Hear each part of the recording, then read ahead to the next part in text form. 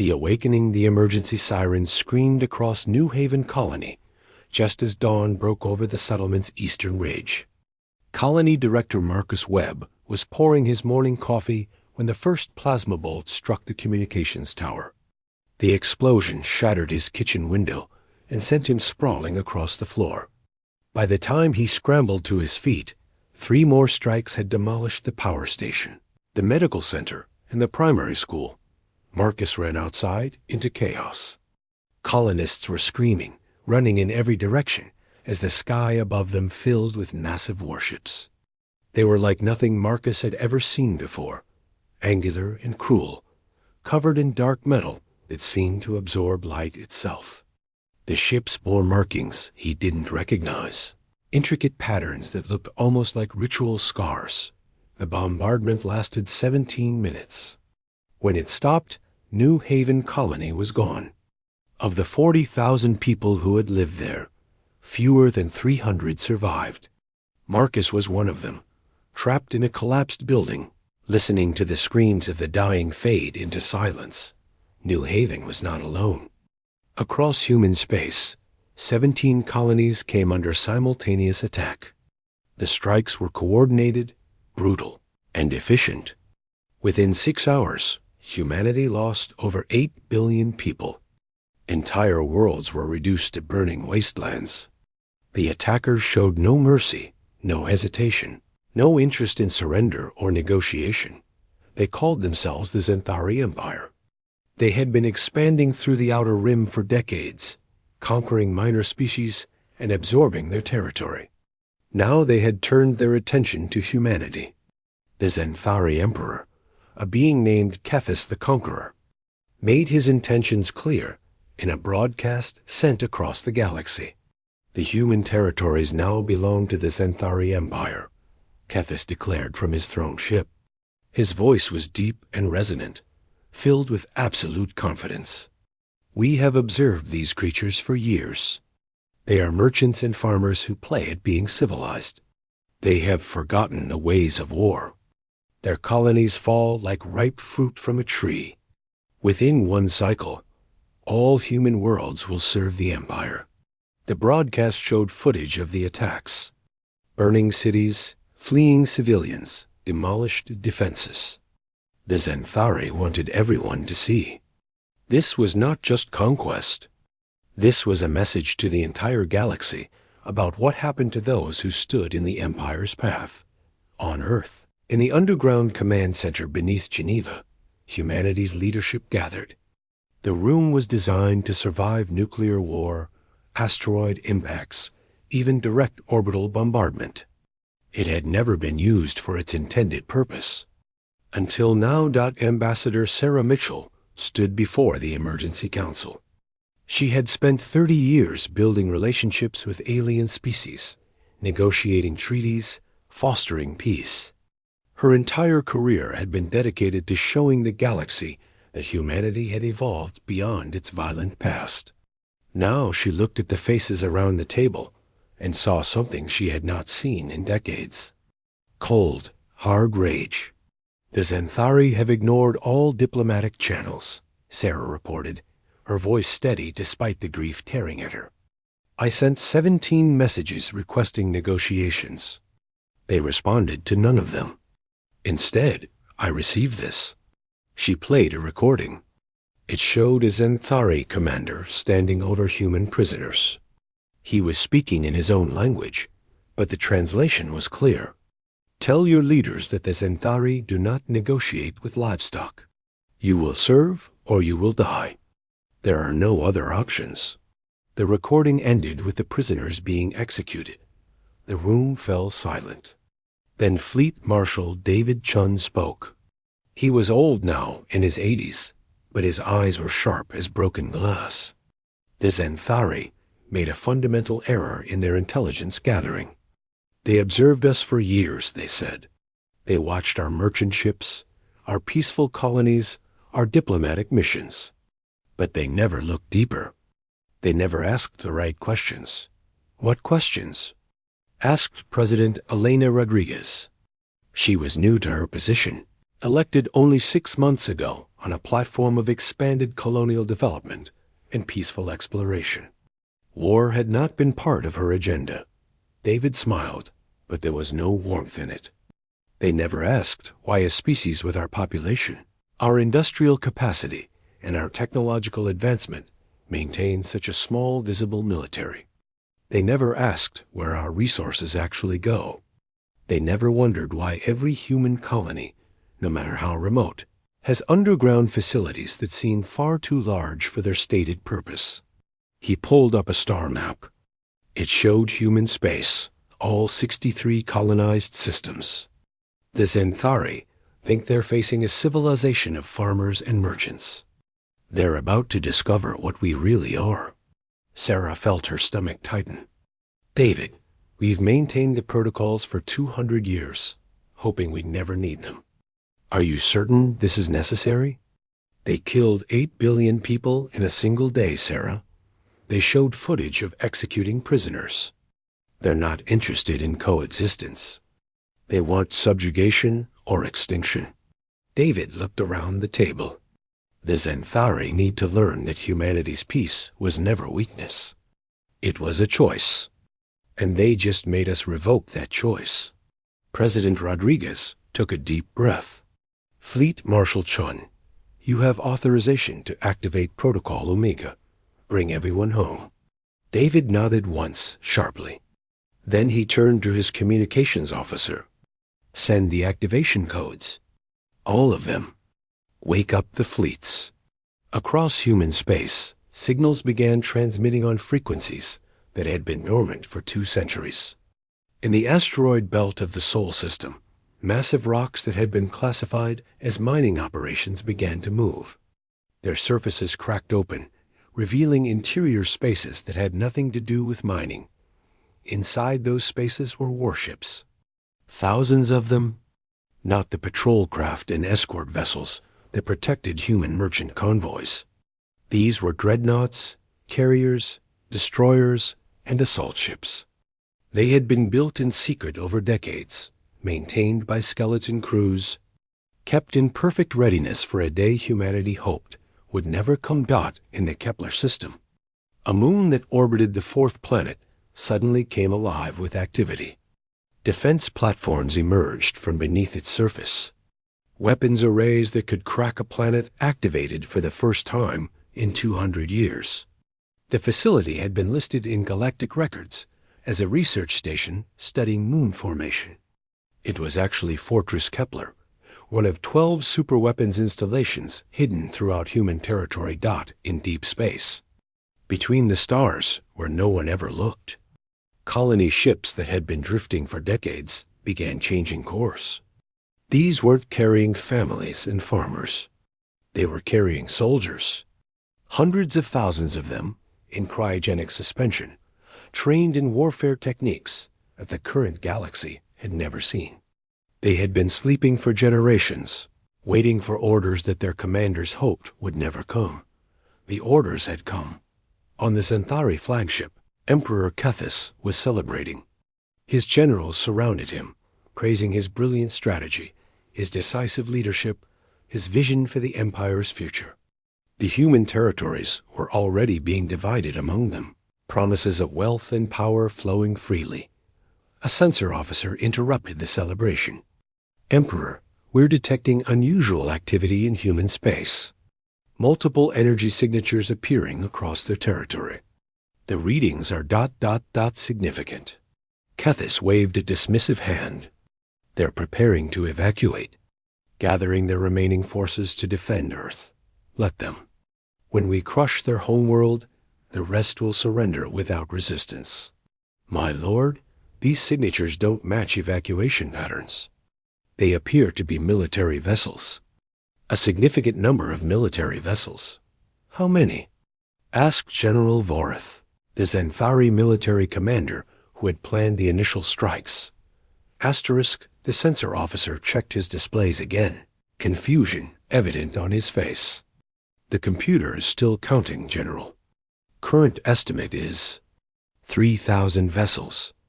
No, wait, 5,000. The number keeps increasing. The celebration quieted. Vorith moved to examine the sensor data himself. His expression changed from confusion to concern. These readings suggest dreadnought-class vessels. Multiple carrier groups. This doesn't match intelligence reports. Humans don't have this kind of military capacity. Kethis stood, his earlier confidence wavering slightly. Where were these ships? How did our scouts miss them? They weren't there before, my lord. They're emerging from locations our sensors classified as mining operations, research stations, and asteroid fields. It appears they were hidden. Hidden? For how long? The sensor officer consulted his data. Based on the energy signatures and hull compositions, my lord, some of these vessels are over 200 years old. But they've been maintained perfectly. They're fully operational. Kethis felt something he rarely experienced: uncertainty. Send reconnaissance ships to gather detailed intelligence. I want to know exactly what we're facing. But the reconnaissance ships never returned. They jumped into human space and simply disappeared. No distress signals. No final transmissions. They were there one moment and gone the next. Asterisk. My lord, the sensor officer reported, his voice now edged with fear. We're receiving a transmission from Earth. It's addressed to you personally. Play it. The view screen activated, showing a human woman in military uniform. She appeared to be in her 60s, with gray hair and eyes that had seen more than Kethis would have liked. Behind her, Kethis could see what looked like a massive command center, filled with personnel and tactical displays showing the entire galaxy. Emperor Kethis, the woman said, her voice calm and professional. I am Fleet Marshal David Chun's Chief of Operations, Admiral Rebecca Torres. I'm contacting you on behalf of the human government to deliver a message. I do not negotiate with conquered species, Kethis replied, trying to project the same confidence he had felt an hour ago. Admiral Torres smiled, but the expression was cold. This isn't a negotiation, Emperor. This is a courtesy. You attacked 17 of our colonies. You killed 8 billion people. You executed prisoners of war on broadcast transmission. Under the laws of war recognized by civilized species, these actions constitute crimes against sentience. The Zenthari Empire recognizes only one law, the law of strength. You are weak, therefore you will submit. We gave you every opportunity to choose peace, Torres continued as if he hadn't spoken. We sent diplomatic messages. We offered to negotiate. We tried every possible avenue to avoid what comes next. You ignored all of it. You chose war. So now you'll get war. But not the kind you're expecting. Your threats are meaningless. My fleets will burn Earth itself if necessary. Torres leaned forward slightly. Emperor Kethis, do you know why humanity maintains such extensive diplomatic corps? Why we invest so heavily in trade relationships and cultural exchanges? Why we've spent 200 years building reputation as peaceful merchants and explorers? Kethis said nothing. It's because we remember what we were before. We remember the wars we fought among ourselves. Wars that consumed continents. Wars that nearly destroyed our entire species. We decided to be better. We chose peace. But that choice required ensuring we'd never be forced into war again. So we built quietly. We prepared secretly. We created a military force so overwhelming that no rational species would ever attack us if they knew the truth. The display behind Torres changed, showing tactical readouts. Kethis saw the numbers and felt his blood run cold. You're looking at 17,000 warships, Emperor. We have another 30,000 in various stages of activation. We have weapons platforms hidden throughout our territory. We have soldiers trained in warfare techniques your species has never encountered. And we have something else. Something more important than any weapon. What? Kethis asked, barely a whisper. Experience. 200 years ago, humanity was the most dangerous species in this galaxy. We were feared. Species locked their borders when human ships approached. Empires changed their expansion routes to avoid human space. We were very, very good at war. And we haven't forgotten how. Torres stood up. You have 72 hours to withdraw all Xanthari forces from human territory. You will surrender all personnel involved in the colony attacks for trial.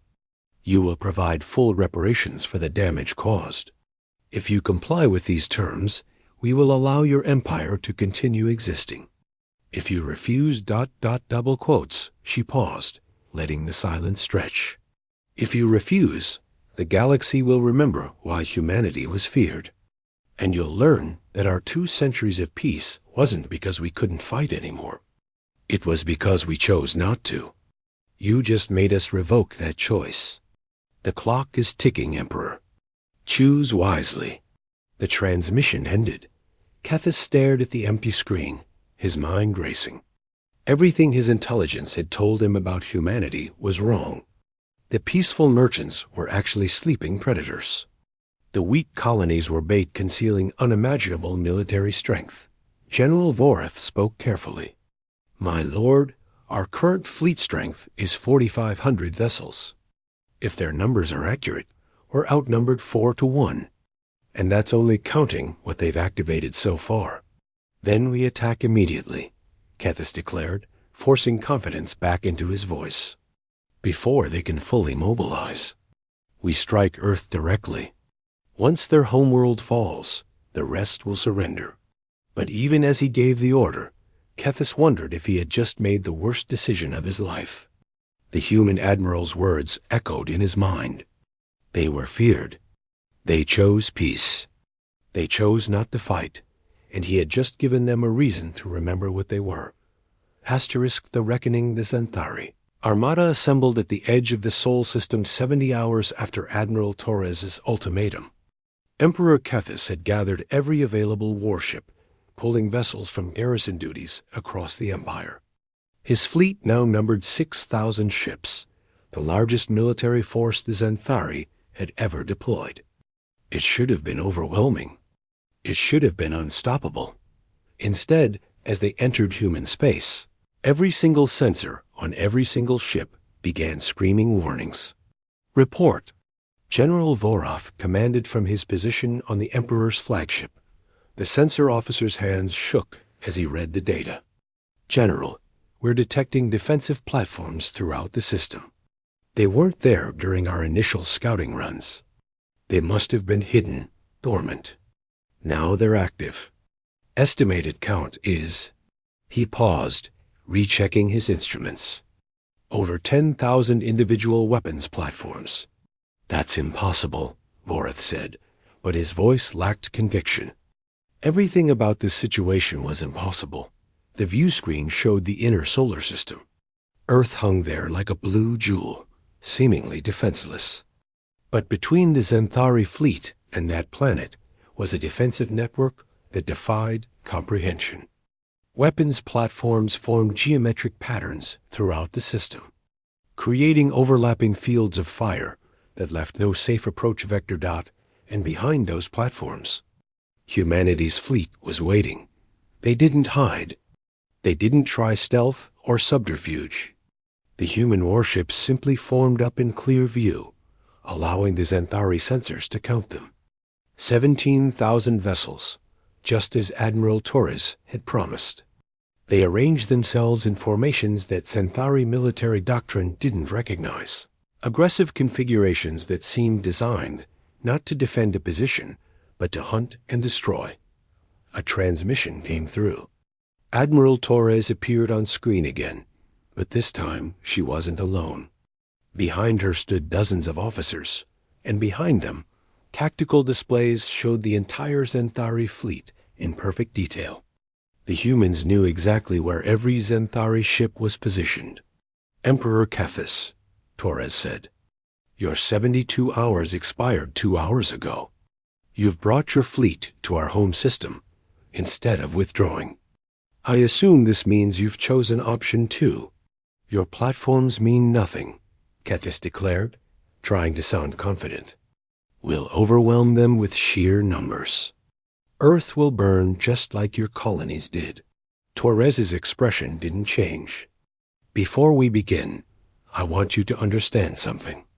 What happens next isn't about anger or revenge. It's about making sure no species ever makes your mistake again. The galaxy needs to remember what humanity is capable of when pushed. You're going to be our demonstration. She gestured to someone off-screen. Begin the operation. The human fleet didn't charge forward. They didn't need to. Instead, the weapons platforms throughout the system opened fire simultaneously. But they weren't firing at the Xanthari fleet. They were firing at specific points in empty space, points that seemed to have no strategic value.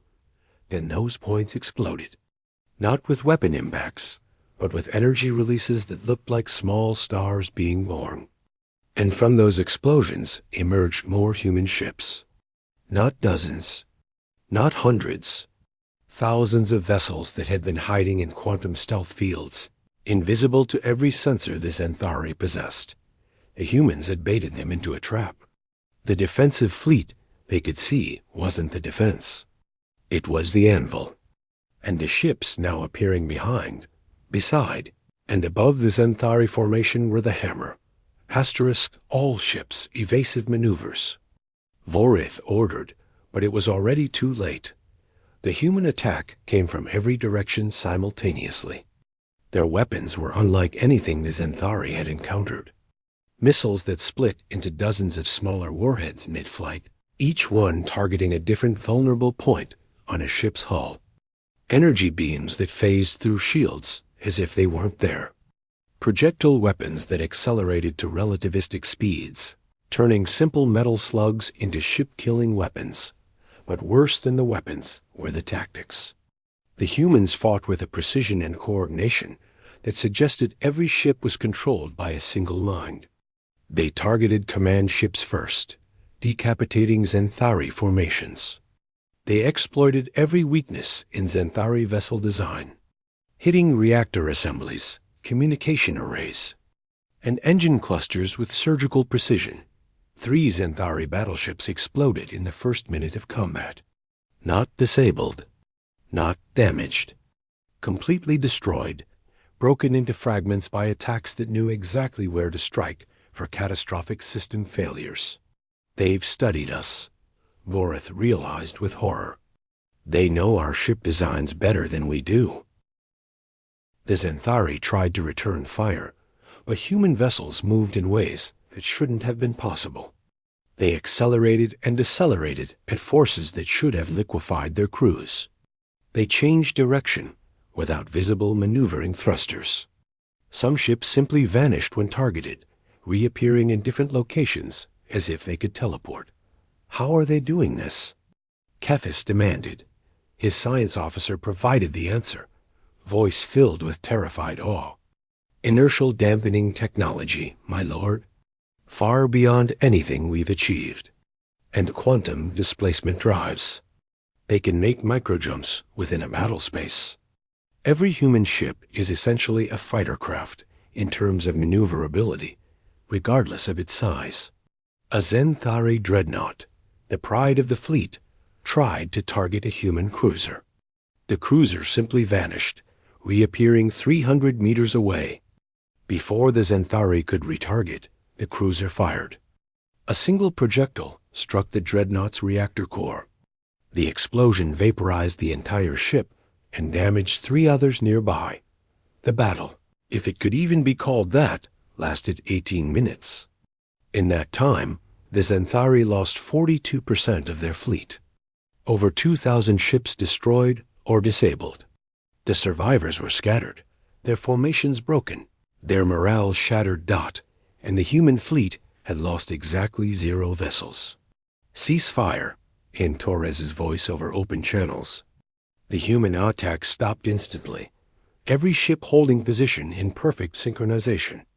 Emperor Kethis, are you still alive? Kethis looked around his damaged bridge. Half his command staff was dead or injured. Fires burned in 3 sections. His flagship's engines were gone, leaving him drifting helplessly. "Yes," he managed to say. "Good. I want you to witness what comes next. You attacked 17 human colonies. Now watch what happens when we respond." The human fleet divided into 17 separate groups. Each group jumped away, disappearing in flashes of blue light. The Xanthari sensors tracked their destinations. Each group was heading to a different Xanthari colony world. "No," Kethis whispered. "No, they wouldn't. They're not monsters like us. They believe in rules, in civilized warfare." But even as he said it, he knew it wasn't true. The humans had shown their true nature. They were predators who had been pretending to be prey. And now the pretense was over. Reports started coming in. Xanthari colonies across the Empire were under simultaneous attack. But the humans weren't bombarding civilian populations. They were doing something far more devastating. They were dismantling the Empire's infrastructure with surgical precision. At Xanthar Prime, the Empire's industrial heart, human forces destroyed every shipyard, every manufacturing facility, every military installation. But they left the cities intact. They even broadcast warnings, giving civilians time to evacuate before strikes. The message was clear. Humanity could have killed millions, but chose not to. They were destroying the Empire's ability to wage war while minimizing casualties. At Vorat's Reach, the Empire's primary military training world, human ground forces landed. But they didn't land like invaders. They landed like professionals executing a police action. They secured military facilities, captured personnel, and documented everything. They were gathering evidence, building cases for war crimes trials. The psychological impact was devastating. The Xanthari had expected humans to retaliate with the same brutality the Empire had shown. Instead, humans demonstrated restraint alongside overwhelming force. They proved they could destroy entire worlds, but chose not to. That choice made them more frightening, not less. General Vorath watched tactical displays showing the Empire's military infrastructure being methodically dismantled. "They're not trying to conquer us," he said quietly. "They're neutralizing us, reducing us to a level where we'll never threaten anyone again." On Earth, in the command center, Admiral Torres monitored the operations with careful attention. Every strike was precisely calculated, every target carefully chosen. This wasn't about revenge. It was about sending a message to every species in the galaxy. A message that humanity was back. Fleet Marshal David Chun stood beside her, watching decades of careful planning come to fruition. "The Galactic Council is requesting an emergency session," he reported. "They want humanity to explain our actions." Torres nodded. "Ambassador Mitchell is already preparing. This time, we won't be asking for permission or understanding. We'll be establishing new terms." Across the galaxy, species that had been expanding their own territories suddenly found themselves re-evaluating their plans. The Vexillian Collective, which had been eyeing several independent worlds for conquest, quietly withdrew their fleets. The Horthic Swarm, notorious raiders who preyed on weak civilizations, disappeared into deep space. Even the Ancient Keepers, who rarely involved themselves in galactic politics, sent messages of not quite approval, but understanding. They remembered. They had been alive the last time humanity had reminded the galaxy what they were capable of. They had hoped those days were over. Now they knew better. Back in Sol System, Emperor Kethis sat on his damaged flagship, watching his empire crumble on tactical displays. His 6,000 ships had been reduced to fewer than 3,000 combat-capable vessels. His military infrastructure was being systematically destroyed. His colonies were surrendering without resistance, choosing survival over pride. Admiral Torres appeared on his screen one final time. "Emperor Kethis, The Xanthari Empire is finished as a military power. Your shipyards are gone. Your weapons platforms are destroyed. Your fleets are scattered. But I want to make something clear. We did this in 18 hours. We could have done it in 18 minutes if we'd wanted to. She leaned forward, her expression hard. You attacked us thinking we were weak. You murdered billions of civilians. You broadcast it as entertainment. And now you've learned the truth. Humanity's peace was never weakness. It was mercy. It was a gift we gave to the galaxy because we remember what we were and we wanted to be better. But you took that choice away from us. You forced us to remember. You made us become warriors again. And now every species in the galaxy will know what that means. Behind Torres, the tactical displays showed the complete picture of human military might. Not just the 17,000 ships they'd revealed. Not just the hidden platforms and installations. Everything. 60,000 warships total. Weapons platforms in every system. Ground forces numbering in the millions. Technology decades or centuries beyond what other species possessed. 200 years ago, humanity terrified the galaxy, Torres continued. Species heard we were coming and surrendered without a fight. Empires changed their expansion routes to avoid us. We were the nightmare that made civilizations lock their borders. We wanted to move past that. We wanted to be explorers and traders and diplomats. You've forced us back into being warriors. And we want the galaxy to understand something crucial. We're better at war now than we were then. 200 years of peace gave us time to develop new technologies, new strategies, new weapons. We've been preparing for this scenario since the day we decided to present ourselves as peaceful. We hoped we'd never need these preparations. She stood up. The Xanthari Empire will be dismantled. Your colonies will be occupied until we're satisfied you can't threaten anyone. Your leadership will stand trial for war crimes. But we won't exterminate you. We won't rule you. We'll reduce you to a level where you're no longer a threat, and then we'll leave. Because despite everything, we still believe in mercy. But every other species considering aggressive expansion needs to understand this is what happens when you attack humanity. This is the price of mistaking our peace for weakness.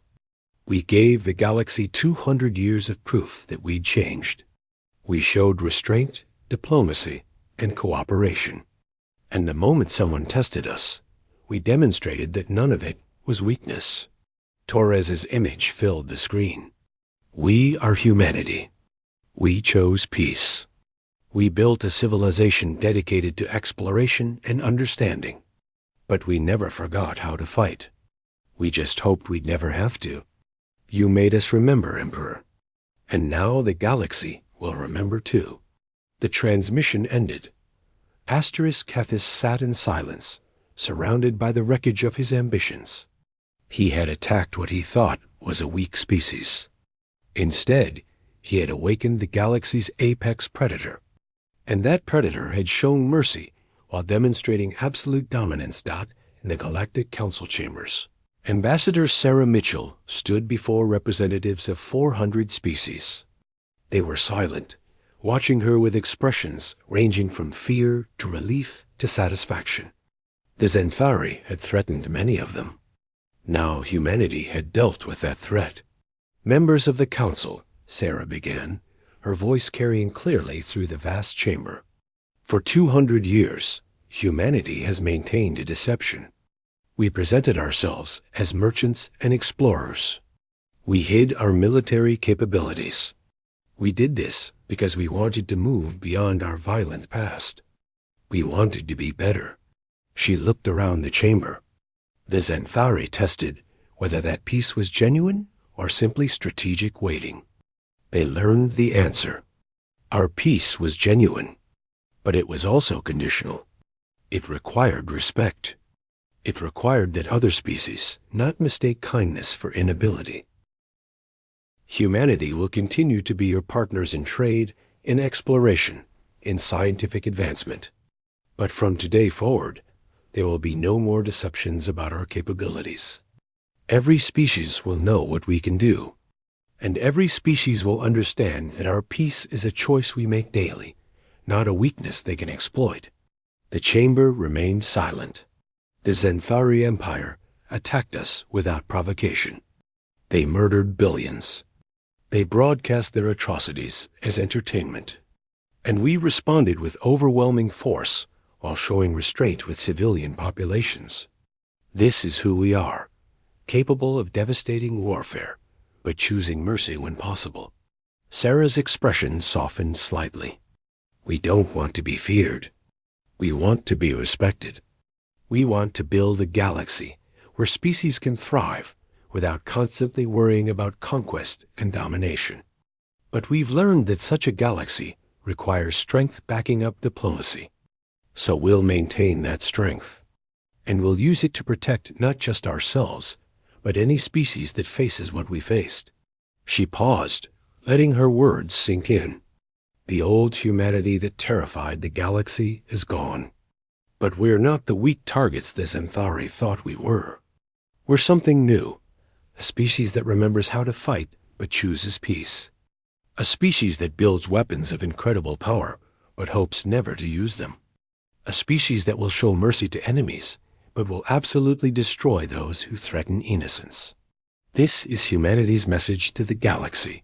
Work with us, and we'll help you reach heights you've never imagined.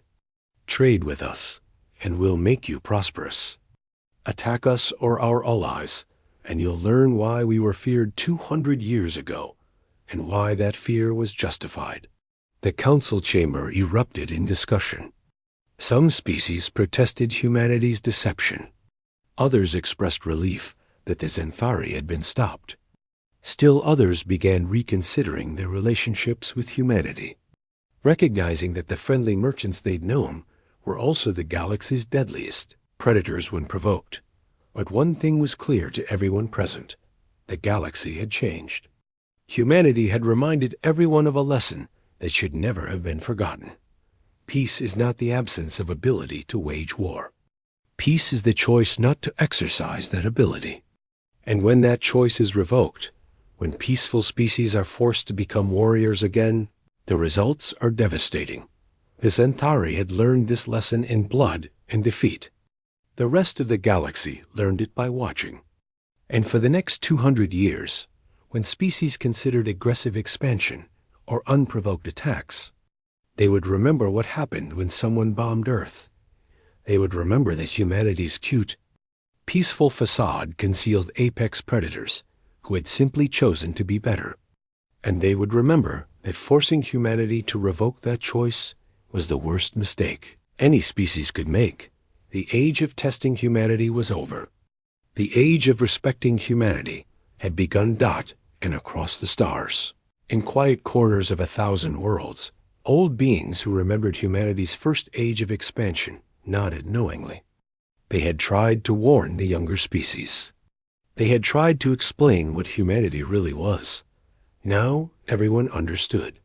Humanity was back, and the galaxy would be safer for it as long as everyone remembered the lesson. Don't wake the sleeping giant. Because when it opens its eyes, you'll discover that its 2 centuries of peaceful dreams were just that, dreams of what it hoped to be, not a reflection of what it actually was. The nightmare had returned. But this time, it was a nightmare that protected the innocent while devouring those who preyed on the weak. This was humanity.